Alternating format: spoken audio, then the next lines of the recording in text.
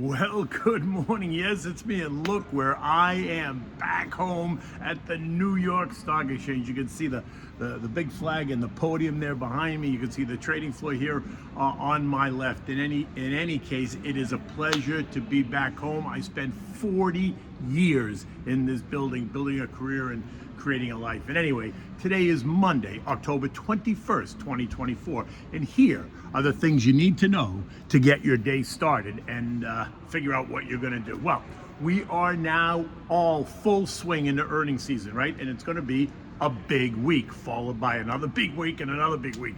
Tech earnings are expected to explode higher. Early voting is now in full swing across the nation. Bonds are churning, gold is up, oil is up. And what do we have at dinner tonight? We're going to have that penne with pumpkin cream and sweet sausage. It's a delicious Thanksgiving meal. Anyway, it continues to be game on as investors, traders, and algos continue to take stocks higher and higher. Better than expected corporate earnings, strong forward guidance, and a mixed bag of economic data, all being cited as the reasons that stocks continue to go up. And now I say it's mixed economic data because it is a funny thing. It's strong enough in some places, while weak enough in other places, but in either case, it's just enough to convince the markets and the algos that the rate cut cycle is still very much alive. On Friday, the Dow added 40 points, the S&P was up 24, the NASDAQ gained 115 points, the Russell lost 5 points, the transports was up 50, while the equal-weighted S&P gained 22 points. The November FOMC meeting is just 2 weeks away. Recent Fed head commentary suggests that while we're not getting another 50 basis point rate cut, we are getting maybe a 25 basis point rate cut, something I don't agree with, right? I think we should do nothing, but again, I'm just a lone voice. The blackout or the quiet period begins in just a week. So expect all kinds of comments and guidance from different members of the committee this week as well, because then next week they can't really talk. And we are knee deep into earnings season, right? We're moving away from just the big banks into a range of other stocks and industry groups. Today, we're going to hear from the likes of NYSE, which is steel producers, ARE, which is a healthcare REIT, HXL, which is an aircraft parts industry, WRB, which is P&C insurance. Tomorrow brings us autos, home builders, tobacco, diversified industrials, investment management, wireless telecommunications, and aerospace and defense, represented by all the names you know. General Motors, Pulte Homes, General Electric, Philip Morris, Triple M, Moody's, IVZ, which is Sherwin-Williams, and Verizon, Lockheed Martin, and Raytheon. On Wednesday morning, it's going to be Coke, Telephone, Boeing, Hilton Hotels, and ODFL. And on Wednesday afternoon, watch for Tesla, IBM, Now, Newmont, and LRCX. And then we have tech. And boy, that's going to be exciting, as you can imagine. Enterprise spending, otherwise known as total spending, which includes both purchases of goods and services as well as cost control, is expected to be solid. Watch the controlling cost part of this equation though, right? Digital advertising, cloud services, and ongoing AI revolution, all expected to drive this group higher as we move into year end. Last week I told you to watch the hyperscalers, right? The hyperscalers are the large data centers that provide cloud computing, storage, and networking services. Now, you're going to think of Amazon Web Services and Microsoft Azure and the Google Cloud Platform. But open your mind, because in this group you can also find Cisco, IBM, Oracle, ServiceNow, and Dell, right? So the excitement is going to be whether or not these guys see incremental strength from enterprise spending and AI and cloud services.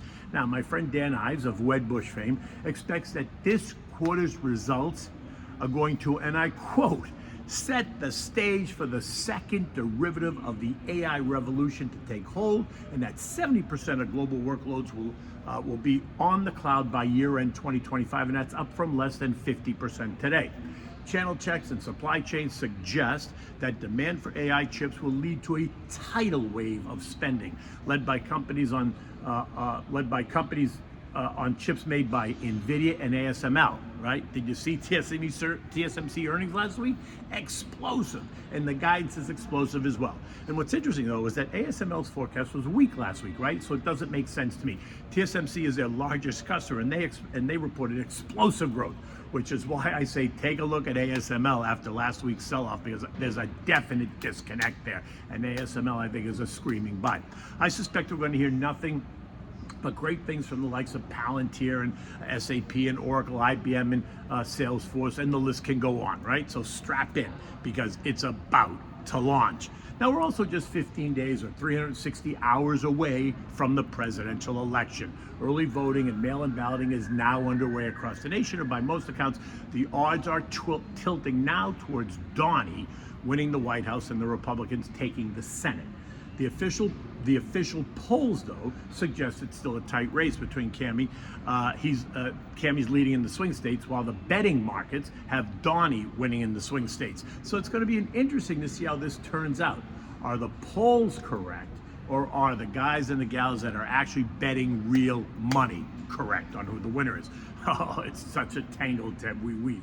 As you could expect, watch where investors are also putting money to work, because that's also going to be a telltale sign on what they think is going to happen. Bonds did very little on Friday. The TLT and TLH were up 0.1%. The 2-year ended the day yielding 3.94%, while the 10-year ended the day at 4.09%. This one, no yields are up just a tiny bit. The 2 years at 3.97 and the 10 years at 4.11%, taking us even closer to that trend line resistance in the 10-year at 4.17. Recall that I fully expect us to test it and then pierce it, taking us to 4.3% rather quickly on the 10-year, leaving many to ask, is 4.3 the tipping point or not? Recall, most consider 5% to be the line in the sand. So let's see. Oil continues to thrash around. It's down 12.5% since October 10th, ending Friday at 69.22. We're below all three trend lines and now remain in the 65.72 trading range. This morning, oil is up $1 or 1.5% as conflict in the Middle East enters yet another new phase. After the killing of Hamas leader Yahya Sinwar, you'd think that Hamas and Iran would reconsider their position, since Israel has now taken out a number of the leaders. But that call for as they call for the elimination of Israel, well, they did, and they decided that they were not coming to the table. So the conflict rages on, leaving oil on the edge of the seats. In fact, over the weekend, they struck Benny's home. Now, Benny wasn't home when it happened, but it just elevates the conflict. Remember, my gut tells me that the ongoing wars in the Middle East and Russia-Ukraine, as well as the massive demands for energy and electrification, along with a U.S. and global economy that appears to be firing on all cylinders, will continue to support oil and energy prices in the years ahead. Fossil fuels are not going anywhere just yet. I'm just saying. Gold continues to trade back and forth between 27.07 and 27.50 on Friday. This morning, gold is up $20 at 27.50, a target that I identified 2 weeks ago. I continue to believe that much of the move is about safety. But let's not forget the 16th BRICS summit that takes place this week in Russia, right? Brazil, Russia, India, China, and South Africa, taking place on October 22nd to the 24th in Russia, where many are expecting them to discuss that new reserve currency that they want, backed by gold. This morning, U.S. futures are churning. Dow futures are down 34, S&P's down 9, Nasdaq's down 60, and the Russell is flat. And this makes perfect sense, right? Stocks have been on a bender lately with little to no pullback. That seasonal weakness glaringly absent this year as the Fed tries to keep markets calm ahead of the election. Look, there's no eco data today to report, but later this week we're going to get the Philly non-manufacturing survey, which is all about services, and we're a services economy, remember that. The Richmond Fed Business Index, existing home sales up 0.5%, new home sales up 0.6%, the Fed Beige Book, and on Thursday we're going to get the S&P manufacturing and services PMIs. One of those is in contractionary territory, the other in expansionary territory. The VIX this morning is up 4.6%, suggesting some nervousness, which I think is more geopolitical rather than economic. But fear is fear. If it continues to push up, then that will continue to push stocks lower. European markets are all lower this morning. It's earnings and it's the Mideast tension. Markets across the zone, the Eurozone are all down about 0.5%. The S&P closed at 58.64, up 24 points. There are no Fed heads scheduled to speak today, but much of the conversation is going to be about Donnie's appearance at the local McDonald's in Lancaster, Pennsylvania, where he donned an apron, he made some fries, and then he served it all through the drive-up window. Well, actually, I'm probably wrong, right? The Main Street media will not give that any airtime. But coincidentally, McDonald's is quoted up $1 or 0.3% in the weaker pre-market. Kind of interesting.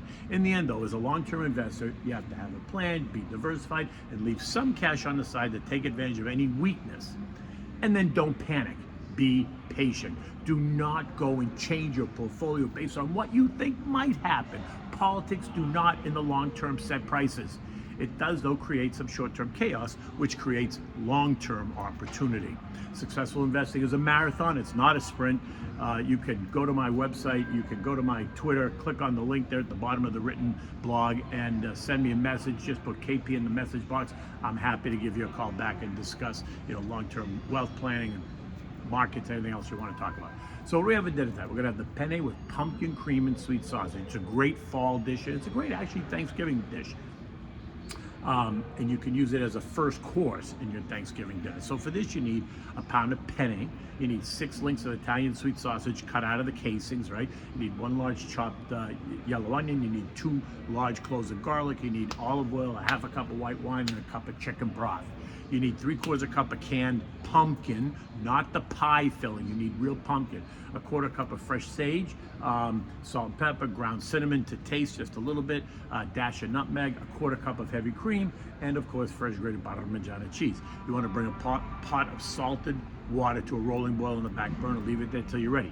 You're going to brown the sausage in a large frying pan. Remove it, then you're going to add the onions and the garlic and a splash of olive oil, and then you're going to saute that around for 10 minutes. Now you're going to add the wine. You're going to bring it back to a boil. You're going to cook it off till the liquid's reduced by about half. Now turn the heat to medium-low. Stir in the pumpkin. Add the sage. Season it with salt and pepper. Cook that for about 10 minutes so that everything blends. Now you're going to add the cream and add back the sausage, right? Let it all heat up through.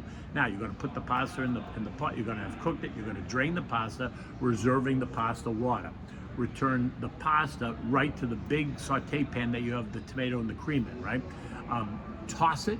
Coat it really well. If you need to, you can add a ladle or a ladle and a half of the pasta water just to moisten it, because the pasta will suck up the sauce, the cream and the chicken stock and the wine that's in there. The pasta will tend to suck it up, so you can add back a ladle of the pasta water to keep it moist. You want to serve this immediately in warm bowls, sprinkle it with fresh grated Parmesan cheese, and always, always, always have more cheese on the table for your guests. Look, it's now 7:45 in the morning. I am here doing a New York Stock Exchange guided tour for the Gonzaga Business School. Very excited to do that. I do that every year, and I continue to do it as I really enjoy talking about the capital markets and the role that the New York Stock Exchange plays in our economy. In any event, until tomorrow, take good care.